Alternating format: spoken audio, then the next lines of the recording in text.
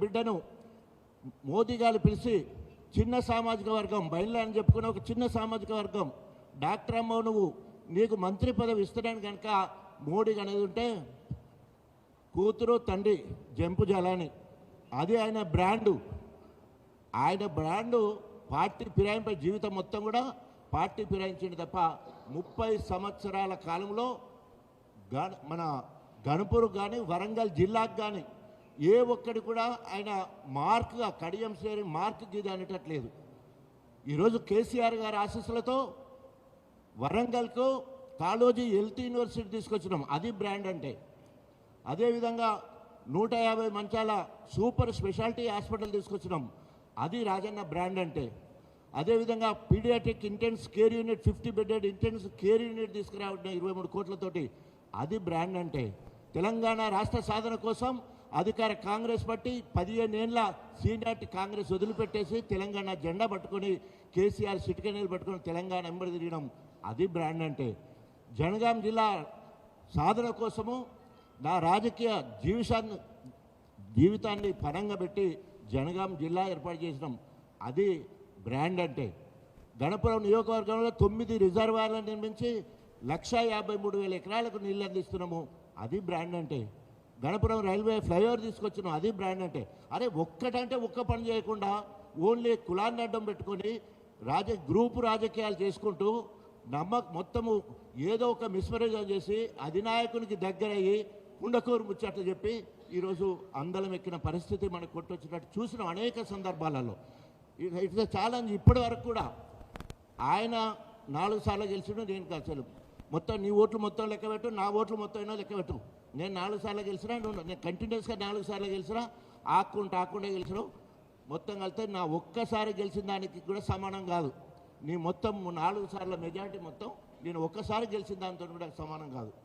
ఎందుకు ఎట్లా మాట్లాడతాడంటే మొత్తం గోబెల్స్ ప్రచారంలో దిట్ట, ఏం పని చేయకుండా మొత్తం నేనే చేసినని చెప్పుకుంటూ ఈరోజు కాలం వెళ్ళబోసుకుంటూ అవకాశవాద రాజకీయాలు, రాజకీయ ప్రయోజనాలు, బిడ్డకు ఎంపీ టికెట్, ఆర్థిక లావాదేవీలు. ఇక నేను ఎట్లాగూ నాకు 73-74 అయిపోయింది, అయినా చెప్పుకుంటా నాకు 73-74 అయిపోయింది.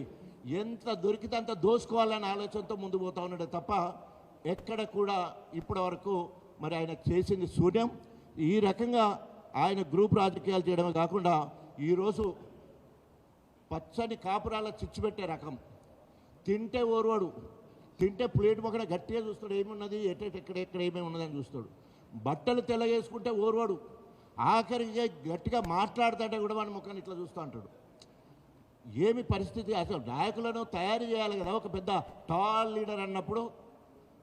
మరి అలాంటి కార్యక్రమం కానీ దళితులను ఎంకరేజ్ చేసింది కానీ ఆయన రాజకీయ వారసులనే వాళ్ళని తయారు చేసినట్టు ఎక్కడ ఉండదు. అందరు కూడా ఏమంటారు, భస్మాసుర అస్తం వేసి తొక్కుడే. అందుకనే ఆయనకు దళిత దొరాని పేరు వచ్చింది, కల్ నాయక్ అని పేరు వచ్చింది. ఆయన టీడీపీలు ఉన్నప్పటి నుంచి ఆ పేర్లు అట్లాగే ముందు పోతున్నాయి. ఆయన అనుకుంటున్నాడు అది కాంగ్రెస్లో నడుస్తుందని అనుకుంటున్నాడు. నేను కాంగ్రెస్లో 15 సంవత్సరాలు పనిచేసిన, ఆయన 15 నెలలు మాత్రమే. ఇంకా పూర్తి కాంగ్రెస్ పరిస్థితి తెలియదు. కాంగ్రెస్ పార్టీలో అధినాయకులను బ్లాక్మెయిల్ చేయాలని చూస్తూ ఉన్నాడు. ఇక్కడ స్పీకర్ను కూడా బ్లాక్మెయిల్ చేసి నేను రాజీనామా చేయనంటాడు. కడియం శ్రీహరి గారు, రాజ్యాంగం ఉన్నది, సుప్రీంకోర్టు ఉన్నది, తప్పకుండా నువ్వు రాజీనామా చేయకు. నువ్వు తప్పకుండా బహిష్కరణ వేటు, మొన్న ముకుల్ రాయ్ ఏ రకంగానైతే 6 సంవత్సరాలకు బహిష్కరణ వేటు ఉందో దానికి సిద్ధంగా ఉండు. ఎట్లాగో నీకు ఓట్లు పడవని తేలిపోయింది కాబట్టి నీకు బహిష్కరణే కరెక్టు. మంచిగా నిర్ణయం తీసుకున్నావు, నువ్వు రాజీనామా చేయకు. కోర్టు తీర్పు, సుప్రీంకోర్టు తీర్పు వచ్చే వరకు ఎదురు చూడమని డిమాండ్ చేస్తూ, ఇప్పటికైనా కళ్ళబొల్లి మాటలు మాట్లాడక నువ్వు ఏమేమి హామీలు ఇచ్చినావో, నీ రేవంత్ రెడ్డి ఏమేమి హామీలు ఇచ్చినో అవన్నీ నెరవేర్చడానికి ప్రయత్నం చేయని చెప్పేసి కడియం శ్రీహరి గారిని హెచ్చరిస్తూ, ఈరోజు ఎక్కడ కూడా ఓన్లీ మండల కేంద్రానికి పోతున్నాడు. CMRF చెక్కులు, కళ్యాణ లక్ష్యం చెక్కులు ఇస్తాడు. అది విలాసవంతమైన ఫంక్షన్ హాల్లో ప్రోగ్రాం పెట్టి మంచిగా భోజనాలు పెట్టి మొత్తం అక్కడ రాజకీయాలు మాట్లాడుతున్నాడు. ఏ ఊరికి పోతానికి ముఖం లేదు. ఎందుకంటే ఏ ఊరిలో ఒక ఇంటికి ఇచ్చింది లేదు, ఊరికి ఇచ్చింది లేదు, ఊరు బయట ఇచ్చింది లేదు. అన్నీ ఇప్పటి వరకు బీఆర్ఎస్ ప్రభుత్వము అమలు పరిచిన పథకాలే నడుస్తున్నాయి కానీ అదనంగా ఒక్క రూపాయి కూడా కడియం తీసుకురాలేదని హెచ్చరిస్తూ, ఈరోజు ఇక కడెంసర్ అక్కడ ఉంటే ఇక్కడ ఈయన ఒక ఆయన దొరికింది ఇక్కడ ఏమన్నా తెట్టలేదు బుడ్డ రకం. ఎందుకంటే ఆయన పేరేం పేరు నాయని రాజేందర్ రెడ్డి, మిస్టర్ నాయని రాజేందర్ రెడ్డి దళితులను గోకుతున్నావు.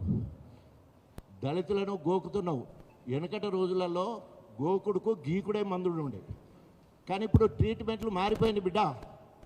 అంబేద్కర్ గారు రాజ్యాంగం రాసిన తర్వాత దళితులను ఇష్టమున్నట్టు మాట్లాడితే ఊరుకునే ప్రసక్తి లేదు. సుమోటాగా కేసు తీసుకునే అవకాశం ఉంది.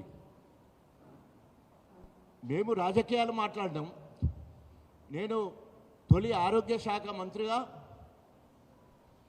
వరంగల్ బిడ్డగా, కాకతీయ మెడికల్ కాలేజ్ విద్యార్థిగా, ఉద్యమకారుడిగా అనేక విషయాలు నేను మాట్లాడినాం. అలా వ్యక్తిగతంగా నీ వ్యక్తిగతం గురించి మాట్లాడలే, నీ భూ కబ్జాల గురించి మాట్లాడలే, నీ అక్రమ ఆస్తుల గురించి, సెటిల్మెంట్ల గురించి నేను మాట్లాడలే. హాస్పిటల్ గురించి మాట్లాడినా నేను. హాస్పిటలు మరి ఈరోజు భారతదేశం మొత్తంలో లేదా తెలంగాణ మొత్తంలో అతిపెద్ద ఆసుపత్రి, హెల్త్ సిటీగా గొప్పగా ఉండాలనే ఉద్దేశంతో 24 అంతస్తుల బిల్డింగ్ కడితే 80 to 90% పని అయిపోయింది. దాని మీద సమీక్ష చేసి త్వరితగతిన పూర్తి చేసి నువ్వు పేరు తెచ్చుకో అని చెప్పేసి ఒక వైద్యుడిగా నేను సలహా ఇచ్చాను. ఆ విషయంలో నీ వ్యక్తిగత విమర్శలకు మేము పోలే. నువ్వేం మాట్లాడతావు? నేను ఒక ఎస్సీ మాదిగ బిడ్డనని మర్చిపోయాడు. అస్సలు సిసలైన మాదిగను బిడ్డ రాసి పెట్టుకో. తెలంగాణ మొత్తం బగ్గుమంటది రాజన్నను ముట్టుకుంటే. మళ్ళీ సిగ్గుశరం లేకుండా మళ్ళీ నిన్న కూడా ఇంకా అంటే నీకు నువ్వు ఎవరైనా ఎఫ్ఐఆర్ అయిందా, నీకు ఎవరైనా అప్లికేషన్ ఇచ్చిందా, లేకపోతే నీ దగ్గరికి వచ్చి నా మీద ఎవరైనా కంప్లైంట్ ఇచ్చిందా? ఎట్లా మాట్లాడుతావు నువ్వు? ఎట్లా మాట్లాడుతావు? ఈరోజు రాజ్యాంగము మాకు హక్కులు కల్పించింది, మమ్మల్ని బహిరంగంగా మరి అవమానపరిచినా లేదా ఏమంటారు క్యారెక్టర్ అసాసినేట్ చేసినా తప్పకుండా నీకు శిక్ష ఉంటుందని చెప్పేసి హెచ్చరిస్తూ ఉన్నాం. అయినా కూడా నీ గురించి మాట్లాడేంత స్థాయినిది కాదు, కానీ నువ్వు దళితులతో గోక్కుంటున్నావు బిడ్డ. తప్పకుండా దాని మూల్యం చెల్లించవలసి వస్తుందని చెప్పేసి హెచ్చరిస్తూ ఉన్నాం. రేపు రాబోయే రోజుల్లో నువ్వు ఏ హామీలు ఇచ్చి, నీ నాయకుడు కానీ నువ్వు కానీ ఏ హామీలు ఇచ్చి ఇవాళ అధికారంలోకి వచ్చినలో ఆ హామీలు నెరవేర్చడానికి చిత్తశుద్ధితో పనిచేయి.